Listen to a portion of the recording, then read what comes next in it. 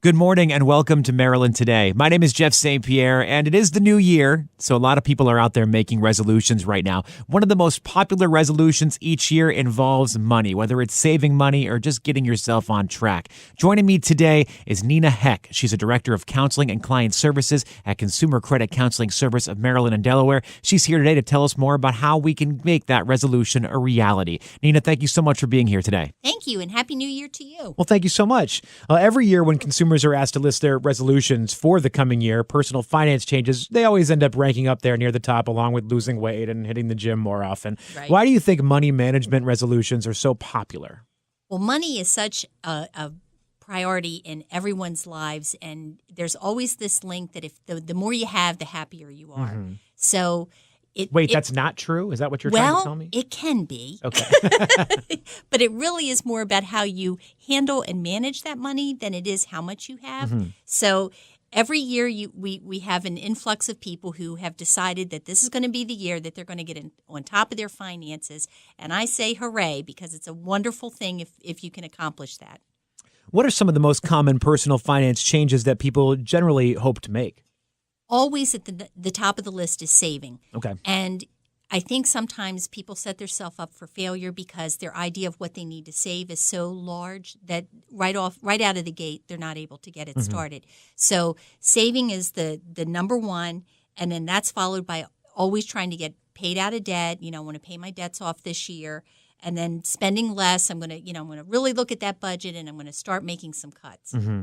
Well, these sound like very worthy objectives here. So why don't we take a look at some of them and see how listeners with similar goals can achieve these resolutions, okay? Let's just say I hope to get ahead financially this year. Where's a good place to start with that?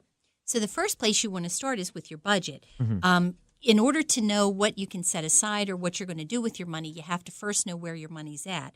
So one of the things that we advise people would be to track their expenses in order to start getting some figures together to set up a budget if you don't have one already. If you have one in place, you want to refresh those figures every month just to make sure that they're still what they should be. And if they're not, you need to make the changes.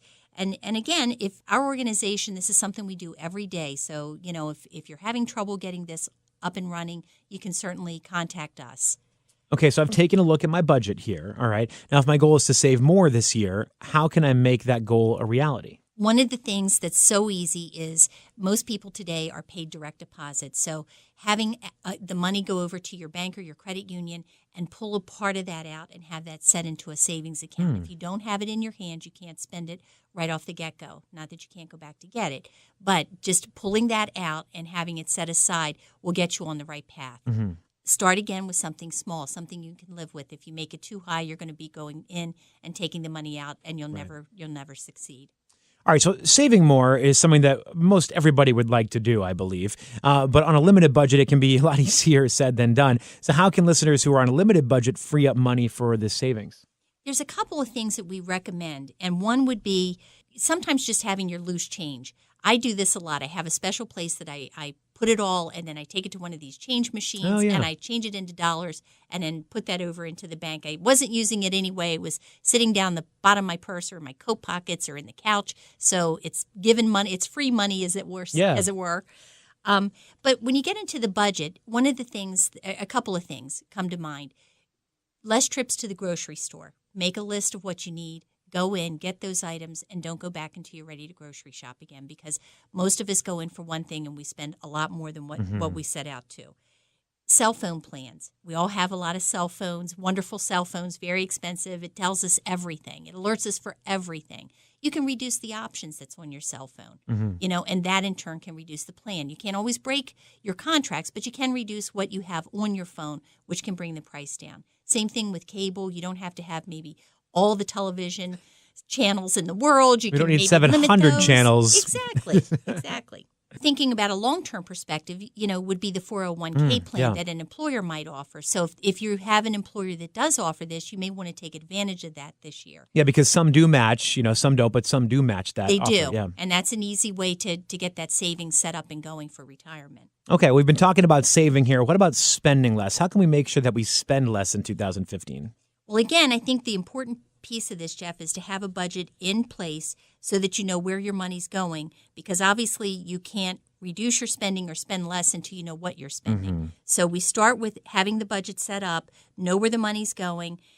One of the ways that we suggest as counselors is, track the spending each week. See where your money's at, log it in, and then put together your monthly budget. And then that process will allow you to put together, hopefully, a plan that'll tell you if you're on the right track or if you need to make some reductions. Well, once we've made those reductions that we spend on non-essentials too, are there any ways to spend less in general? We talked about a few things earlier, but let me elaborate just a bit. There's also things. The Geico commercial always comes to mind. Not that I'm pushing Geico, but could you be paying less for your car insurance? Oftentimes, with older clients, they tend to have these huge life insurance policies with expectations of leaving children all this money. Yeah. Think about what you're doing. Think about what your budget means to you, and those are things that you should be able to reduce. It should make sense.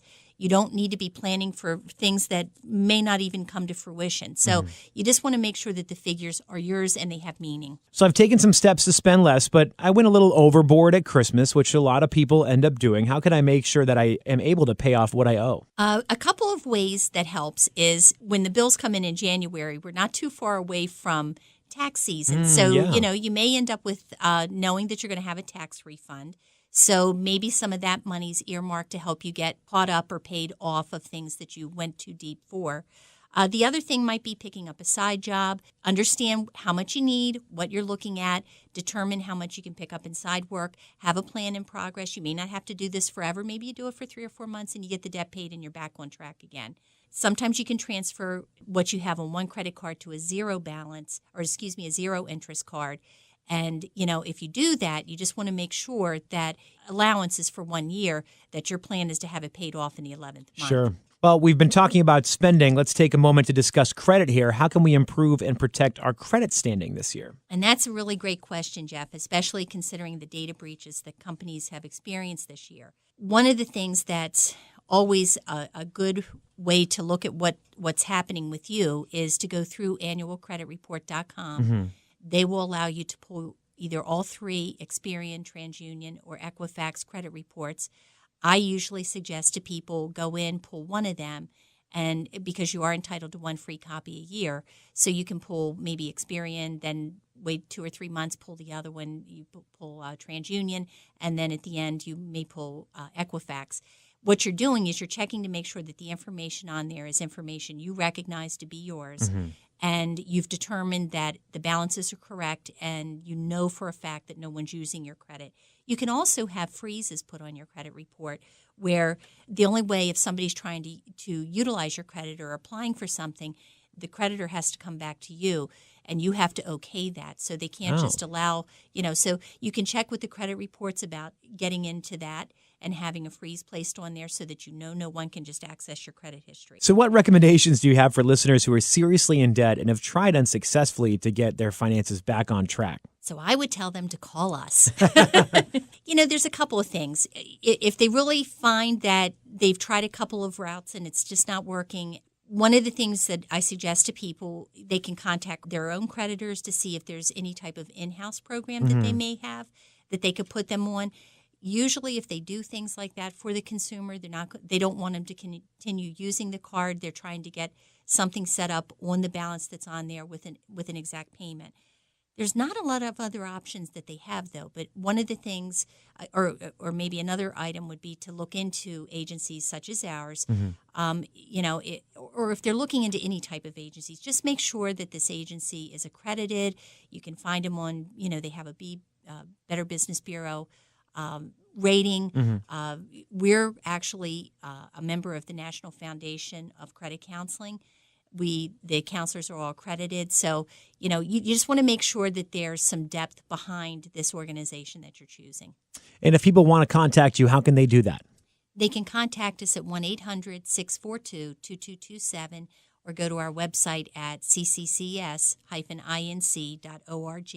Well, Nina, we sometimes hear about organizations who say they can negotiate with your creditors and help bring down the amount that you owe. And these things can sound very enticing to someone who may be finding themselves in some financial trouble. Does it make sense to seek help from one of these debt settlement companies? Jeff, I would always caution listeners with debt settlement companies as they're They tend to be a for-profit organization, so there's going to be a fee involved. And typically what consumers don't understand is that fee may be 1, 2, 3 months worth of their payment that's being applied to what the company charges them. The other side of that is by paying an account settled, you are subject to some tax liabilities, as this is considered money that you've spent and you're paying back at a reduced amount. There's also a reporting on the credit report that'll show the account that it's been paid settled. So it's not as if you've paid the balance off. So there are statements made about using this type of service. Well, Nina, I'd like to give you a chance to brag a little bit. You want to tell us some more about CCCS's credit counseling program? Sure, I'd love to do that. We are a nonprofit organization. We're a 501c3, and we've been in business since 1966. Our counselors, as I said before, are accredited. They have to go through an accreditation process. Understand that this counseling is free. It's confidential. Our goal is to look at a person's situation, see what options that they may have. And again, it could be anything from budget counseling. We have people that call us that will ask, my credit score is 510. Is that a good credit score? We have people that are in debt. They call up and they're just in tears. They know that what they've done is not working and they just don't even know where to begin. So that type of help is out there. They can contact us. There's, it's non-judgmental. Our position is really just to look at what options can get this person back on track. Well, Nina, before we start to wrap things up here, let's talk a little bit more about New Year's resolutions. For most of us, making a resolution isn't the hard part. The real work is what comes when it's time to really put that plan into action. Right. Do you have any tips to help us successfully keep our resolutions this year? Well, for the first time ever in my history? For the first time ever. I mean, I'm not talking about it for myself, but I understand, Jeff. I truly understand. We want to put down in writing what our expectations of are ourselves. So what do we want to accomplish? How are we going to go about accomplishing that? And how are we going to take steps to make sure that we're on the right track? Understand that what you may start out with may need to be adjusted several times along the way, and that's okay. Whatever your resolution was, whether it was saving or spending less or getting rid of debts, start with your plan, go through a couple of months, see what you need to do to stay on target with it. But having it in front of you, writing it down, and working it is going to make it real for you. Well, Nina, before we wrap things up here, any parting advice that you have for listeners right now? I just want to elaborate on the fact that we also offer financial coaching, Jeff, and I don't think I've mentioned this before. So we do counseling for people that feel they're in trouble, but we also have financial coaching, which is a service that's available to just consumers that may want somebody to help them with these New Year's resolutions or their goal setting, and help them achieve those. So that the financial coaching is an opportunity where they will work with a consumer every single month for 1 year to try to keep that consumer on track of meeting their targeted goals. So that's also available. Utilize our website. Knowledge is power. There's an awful lot of information on there. There's e-learning courses. There's calculators. There's budgeting help. All this information's there. It's free. So just do what you can this year to turn that corner and stay on track. Well, Nina, one more time, can you give us that contact information for CCCS? Sure, Jeff. It's 1-800-642-2227, and our website is cccs-inc.org. Nina Heck, she's the Director of Counseling and Client Services at Consumer Credit Counseling Service of Maryland and Delaware. Thank you so much for coming by. Again, as always, a pleasure to see you. And again, Happy New Year. Thank you, Jeff.